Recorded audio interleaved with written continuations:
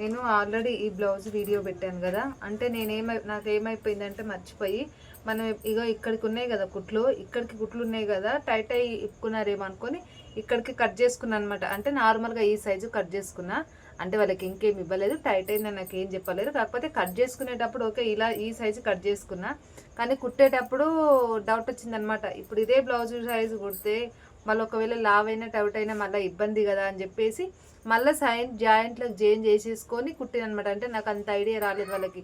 ఆ బ్లౌజ్ ఉంది కదా దానంతా కుడదామని దానంతా కుట్టిన. కాకపోతే తర్వాత డౌట్ వచ్చి మళ్ళీ కొంచెం ఎగస్ట్రా క్లాత్ చేంజ్ చేసిన. కానీ కొంచెం ఆలోచించుకోవాలన్నమాట, అప్పటికప్పుడు మన బ్రెయిన్ పనిచేయదు.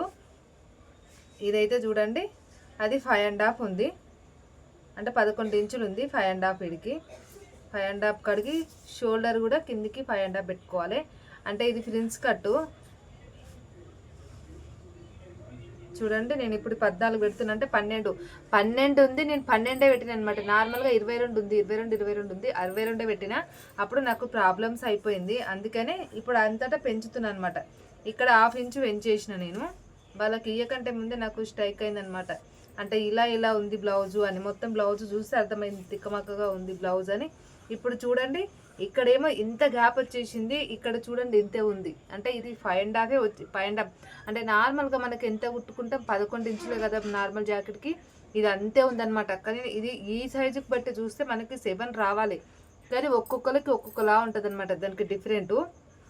చూడండి ఇదేమో 14, అంటే ఇక్కడేమో ఇది ఏమో 5.5. అంటే బ్లౌజు మరి నేను కుట్టినాక కూడా వాళ్ళకి సెట్ అవుతుంది అని నాకు ఐడియా లేదు అసలు.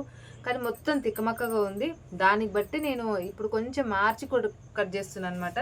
చూడాలి మరి ఎట్లా బ్లౌజు సెట్ అవుతుందో చూసి అడిగి మీకు నెక్స్ట్ వీడియోలో చెప్తా, ఓకేనా. ఇప్పుడు నార్మల్గా నేనైతే ఇక్కడ రౌండ్గా కట్ చేసేసుకుంటున్నా. నాకు అదే అర్థం అవ్వట్లేదు అసలు. చూడండి ఇప్పుడు ఇదిగోండి, ఇక్కడ ఏంటి ఇగో 5.5, అంటే సేమ్ ఉన్నాయి అంతా. కానీ ఇది మాత్రం చెస్ట్ సైజు నడుము సైజు మాత్రం చాలా పొడుగు ఉంది. ఒక్కసారికి 10 సార్లు ఆలోచించుకోవాలన్నమాట, ఆలోచించుకొని కట్ చేసుకోవాలి.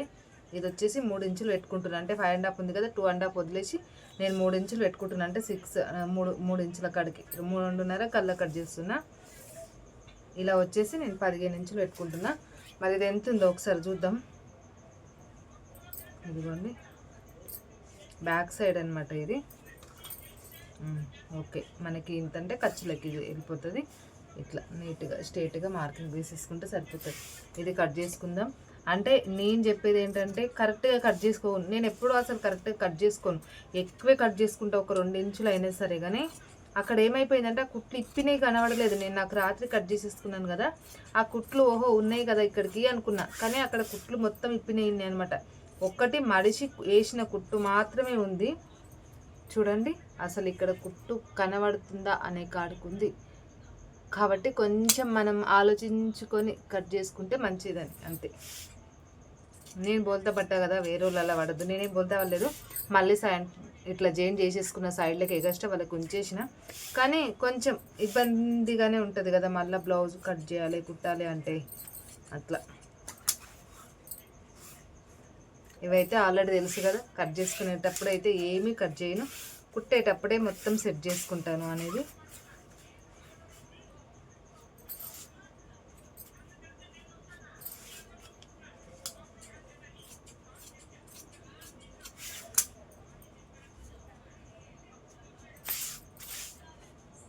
మనకు హ్యాండ్స్కి అయితే కొంచెం వెళ్ళింది, జాయిన్ చేసేసుకోలే ఉంటాయి కదా, ఈ క్లాతులు పెట్టుకుంటే సరిపోతుంది.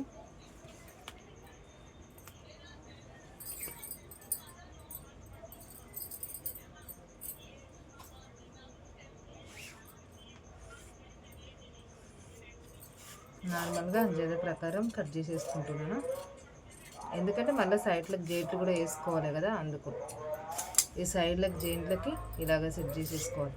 చూడండి మనకి ఇది 4 మడతలు కరెక్ట్గా సెట్ అయిపోతుంది. అప్పుడు వచ్చాక ఈ డౌన్ ఇలా తీసుకోవాలి, అంటే ఇక్కడ నుంచి ఇలాగా